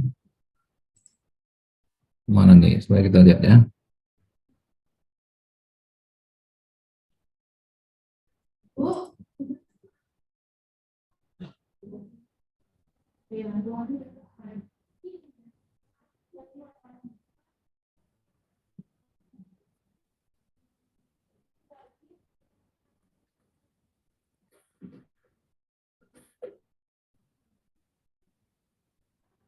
Ini kalian masih menyimak nggak nih? Kok senyap ya? Masih, Pak. Masih, Pak. Ah, ini udah ketemu nih, udah ketemu. Jadi user dan passwordnya apa nih yang saya ketikkan tadi? Lihat di screen saya. Username-nya apa? Passwordnya apa? Ayo. Informatika, Pak. Informatika. User informatika, passwordnya? Informatika. Nah, kebaca ya, terbaca. Pada frame keberapa ini? Pada frame ke 9635 ya, di frame nomor 9635. Ini isinya. Kita copy sebagai printable text, kemudian notepad. Nah, ini dia. Frame ini isinya adalah mempertukarkan alamat, kemudian mempertukarkan variabel login password dan variabel action login, ini username-nya. Informatika. Nah, inilah yang hacker-hacker itu kerjanya begini. Ya. Ada yang cita-citanya jadi hacker nggak? Ada yang jadi hacker cita-citanya? Nggak. Udah, ya. Jadi bedakan ya antara hacker dan cracker. Kakak tingkat kalian di elektro ada yang memang dia menjadi hacker ya. Hacker tuh maksudnya memang mencari bug ya. Ada namanya profesi namanya bounty hunter ya, bug hunter.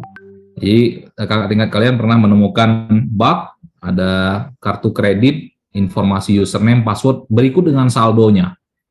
Ya. Ada saldonya aktif dan bisa digunakan, tapi dia tidak salah gunakan. Dia sampaikan pengelolanya, kemudian ditutup ya, hole atau bug itu. Dari mana? Dari ini tadi, salah satunya ya.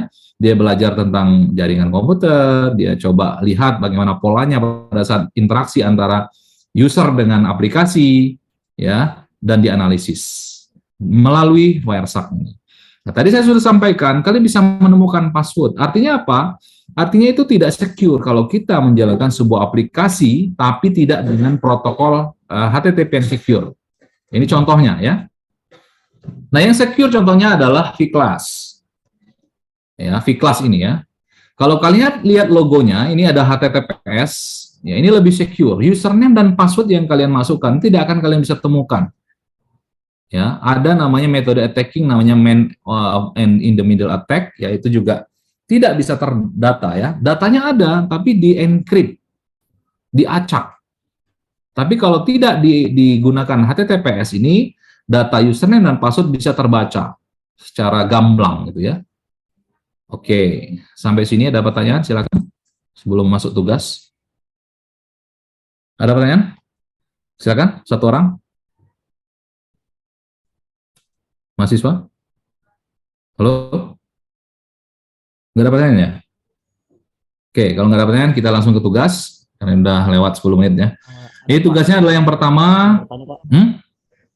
Siapa? Sebutkan namanya. Saya nggak tahu. Silakan.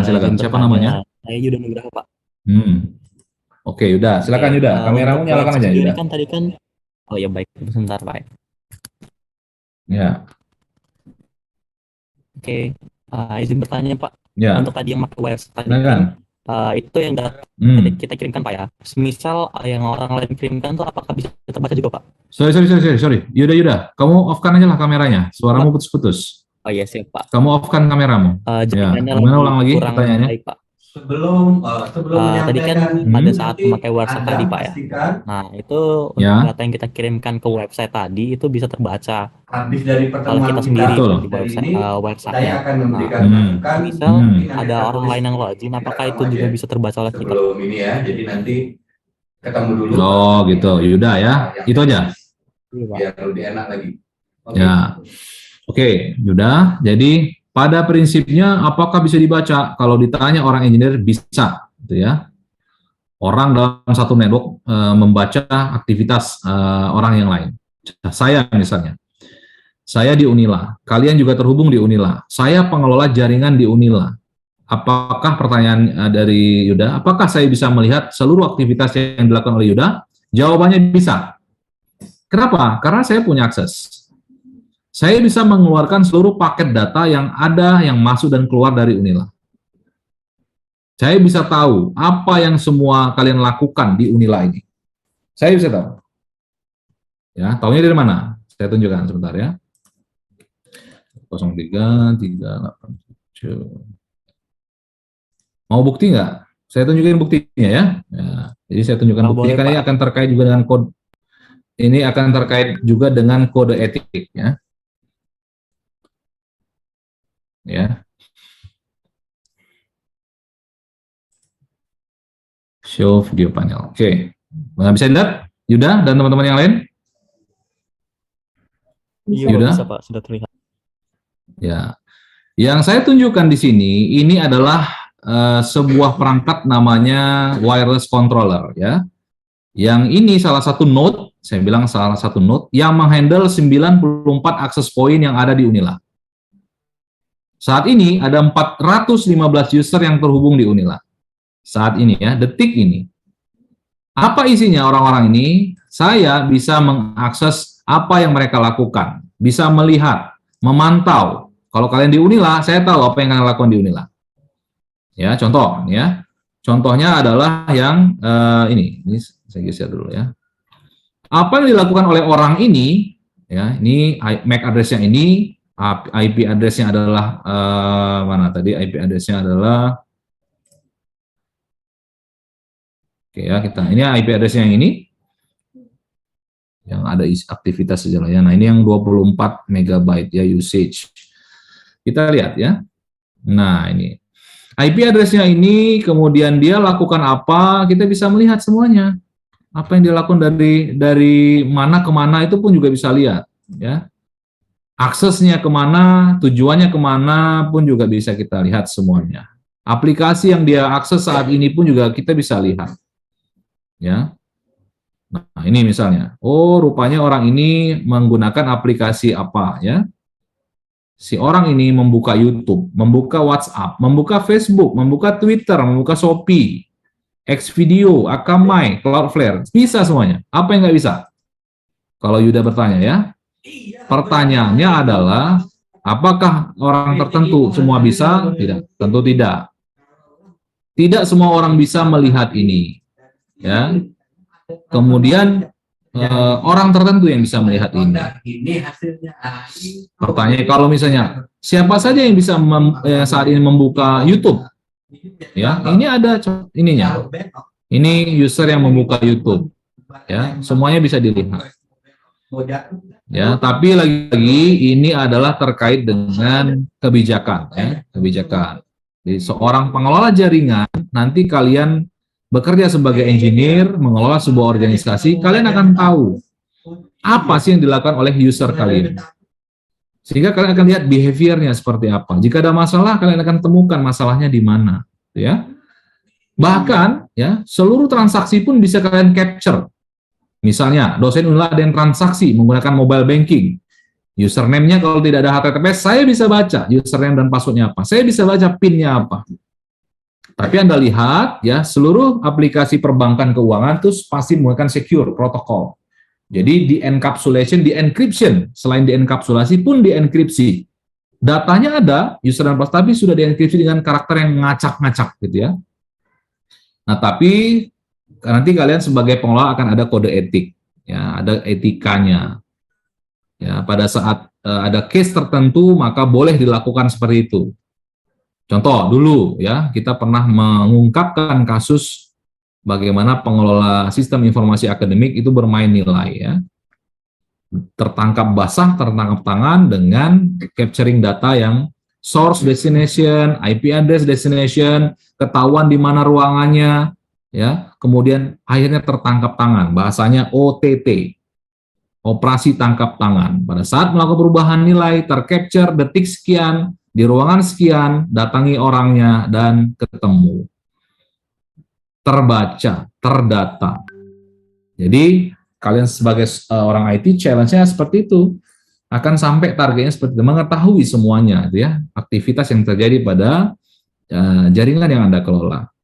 Kira-kira gitu ya. Tadi Yuda. Bisa dipahami, Yuda? Oke, bisa Pak. Berarti secara nggak langsung semua itu bisa dilihat Pak ya. Asalkan dia nggak secure gitu Pak ya. Semisal dia secure seperti bank itu, dia apa namanya, ada enkripsi sendiri. Betul. Makanya Yuda, kalau dan teman-teman yang lain perhatikan, transaksi keuangan itu adalah transaksi paling aman di dunia. Tapi belum sampai akhirat ya, baru di dunia ya. Paling aman di dunia.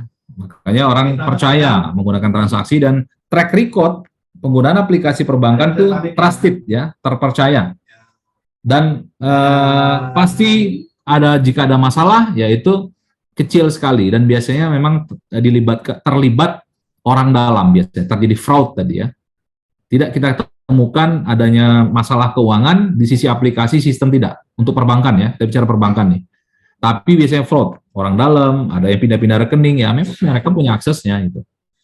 Nah, itu bicara hal yang lain. Nanti ada kuliah keamanan sistem informasi ya, nanti kuliah dengan saya juga akan membahas tentang itu. Oke, Yuda, bisa dipahami ya? Baik Pak, terima kasih Pak. Halo? Oke, nah udah mau jam 3 lagi nih ya, lewatnya banyak. Tugas ya, saya langsung ke tugas. Tugas yang pertama tolong catat. Silahkan kalian buat lagi video. Kalau kemarin adalah membahas topologi, logik, dan fisikal di organisasi yang kalian ingin pelajari. Tugas yang kedua ini adalah kalian mengamati dan menganalisis dan menjelaskan dengan bahasa kalian sendiri yang kalian pahami. Ya, Kalau tadi saya contohkan bagaimana proses ping ke Google. Tapi sekarang yang saya minta adalah proses ping ke organisasi yang kalian tentukan. Boleh organisasi, boleh sekolah, boleh domain, boleh website, bebas. Terserah. Misalnya detik.com, misalnya saya mau lihat UIACD, misalnya saya ingin ke Jepang. Di Jepang ada Yokohama National University, saya dulu pernah di sana. Atau di Tokyo University, atau di UCLA tadi, ya Los Angeles, jadi California tadi. Saya pengen tahu dari laptop saya ke California tadi gimana performanya dengan ping tadi. Ada parameter maksimum, ada parameter minimum waktu milisecond, ada rata-rata milisecondnya. Kalian jelaskan, kalian capture dengan wajah kalian terbuka, penjelasannya di situ, kalian jelaskan dengan bahasa kalian sendiri. Itu yang pertama. Yang kedua, kalian cari website yang tidak HTTPS. Oke, kalian register account di situ, kalian masukkan username dan passwordnya, kemudian cari di frame keberapa di Wireshark tadi username dan passwordnya. Ya, username dan password di frame keberapa? Tolong dicari dokumentasikan videonya. Oke, saya ulangi. Saya ulangi ya. Saya mau minta mahasiswa mengulang tugasnya itu apa? Ke siapa ini? Ke Hesti Yuwana. Hesti, tolong diulang tugas kalian apa? Tugas Kameranya nyalakan, Hesti, silakan. Kameramu nyalakan dulu. Untuk tugas yang pertama, Silakan.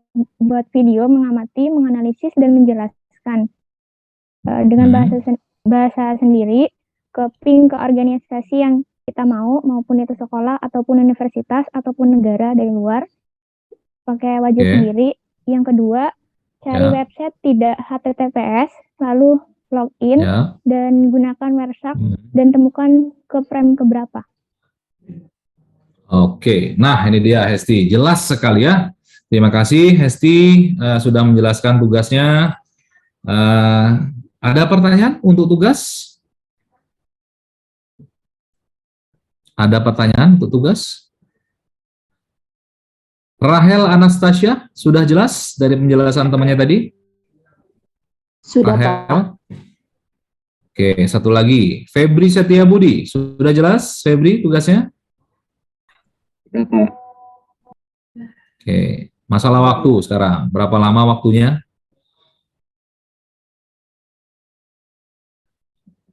Berapa lama waktunya, yo? Gilang Aleyusta. Iya, Pak, hadir. Mau berapa lama kamu, Gilang? 2 minggu, Pak. Wah, 2 minggu. Wah, kayaknya kalau template default 2 minggu, kelamaan itu ya. Saya kasih pilihan antara 1 sampai 7 hari. Gilang, kamu pilih berapa hari? 1 sampai 7 hari saya pilih. 7 hari, Pak. Kamu pilih 7 hari, mentok. Oke, terima kasih. 1 suara saya catat. Gilang, kemudian saya ke Raihan. Raihan, 1 sampai 7 hari kamu pilih yang mana, Raihan? 7 hari, Pak. 7 hari, 2 suara. Satu lagi ke Walofi Lestari. 1 sampai 7 hari kamu pilih yang mana, Walofi? 2 hari, Pak. 2 hari? 7, Pak. Oh, 7 hari. Saya dengarnya 2 hari. Oke, ya sudahlah. Berarti 7 hari ya. Selamat mengerjakan tugasnya. Silahkan kalian pelajari. Tools Wireshark tadi bisa membawa kalian kemana-mana. Apa yang saya jelaskan hanya pengantar ya, hanya mengantarkan saja, menghantarkan, namanya menghantar ya. Ada banyak area yang perlu kalian selami, kalian pelajari, dan tidak mungkin saya jelaskan satu persatu. Ya, silakan dieksplor, kemudian saya tunggu 7 hari tugasnya. Domain yang kalian pilih, ya kalian jelaskan, kalian lihat performanya dari laptop kalian masing-masing, kemudian kalian cari username dan password dari aplikasi web yang tidak ada HTTPS-nya. Pasti yakin kalian bisa temukan ya, yang user kalian entrikan, dan temukan di frame keberapa. Oke, jelas semuanya? Jelas, Pak. Jelas. Oke, kalau jelas, Kita jumpa minggu depan untuk chapter yang keempat. Ujian chapter Cisco saya buka. Dengan ini resmi saya buka ya. Nanti sore saya buka waktunya.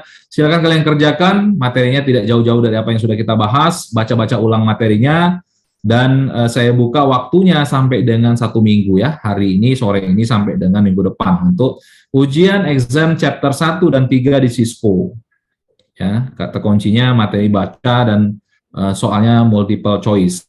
Silakan dikerjakan. Oke. Baik, terima kasih. Semoga semuanya sehat, keluarga kalian semua sehat, kita semua sehat.